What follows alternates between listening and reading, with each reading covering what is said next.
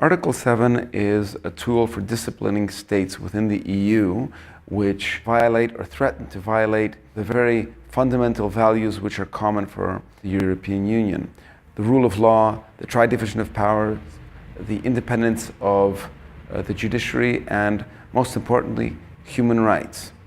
The reason why Article 7 proceedings are even being contemplated against Poland is because of these extraordinary measures taken by this government, this legislature, to limit the independence of the judiciary from the political parts of the state.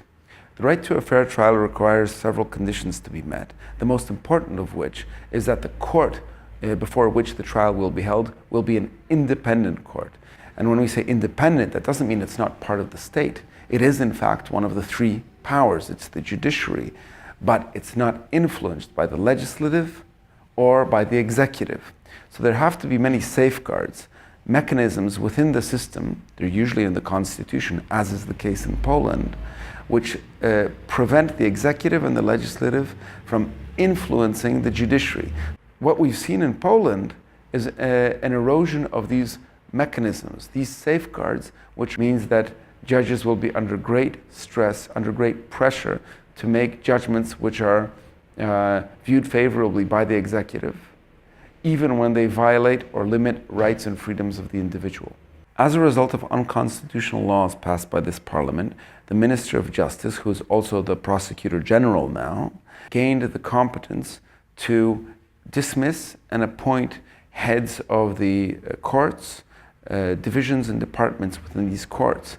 As a result, all the appellate courts and circuit courts, their presidents, their chairs were dismissed, and political appointees of the Ministry of Justice took their place. What we're worried about is the chilling effect this will have, and the fact that it's going to be very difficult to discern when a judge is genuinely convinced that the state treasury is right in a given conflict, and when that preference to the state treasury is dictated by the judge's concern over how this judgment will influence his career. There are, of course, specific situations where we can see that these political appointments have already influenced what's happening. There's the case of one judge who acquitted anti-government protesters, and immediately thereafter, his judgment was overturned in appeal proceedings by another judge.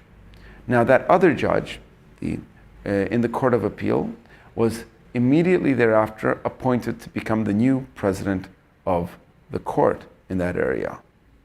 We've seen situations in which judges who have made decisions which are disadvantageous from the political point of view of the government have been met with repressions. For example, the judge who refused to use pretrial detention against a former member of the European Parliament, Józef Pinor, that judge was then removed from the criminal division and reassigned to a commercial division, even though she had been judging criminal cases for 14 years. Now, there's no hard evidence to tie all these factors together, but it immediately will raise questions as to the objectivity of the judge and of the entire judicial system. This kind of scenario is what we fear in terms of repression against judges. And it will certainly take place in cases which are politically sensitive. And that's the real test of judicial independence. There's no test of judicial independence when we're dealing with a typical burglary, a typical assault, because there are no politically sensitive issues. The real test comes when we're dealing with something that is politically sensitive, a case regarding abortion in a strongly Catholic country, a case concerning possible violations of the law by the prosecution or the police. This is where judicial independence will be put to the test and will be questioned. The principles of mutual recognition of judgments are based on mutual trust. That mutual trust has to be fostered. It takes time. This is an issue which will now be relevant not only in the criminal field, but perhaps most visibly in the criminal field, and most notably with regard to European arrest warrants. We've seen judgments questioning the independence of the judiciary and therefore the right to a fair trial in Poland. I myself have been approached as an expert witness by courts throughout Europe to make statements regarding the impact of these unconstitutional limitations on fair trial rights in Poland, because that will of course impact the decision on whether to execute a European arrest warrant or not. The European arrest warrant was never a perfect instrument. It was built without defense rights in mind. And the defense was always the party that was absent from the decision-making process. There were insufficient guarantees, and even the fixes made over the recent years were insufficient. After a European arrest warrant was issued by Poland and Ireland became the executing state, a court in Ireland questioned whether this European arrest warrant should be performed because of doubts that the Irish court had regarding the respect for human rights, specifically fair trial rights, in Poland, all because of the unconstitutional limitation of the independence of the judiciary in Poland.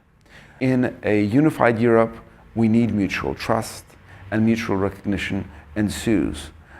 Unfortunately, these threats to the independence of the judiciary in Poland and a rise to populist narrative in countries like Hungary and a questioning of human rights principles in many states throughout the European Union will significantly weaken mutual trust and as a result delegitimize these European instruments like the European arrest warrant.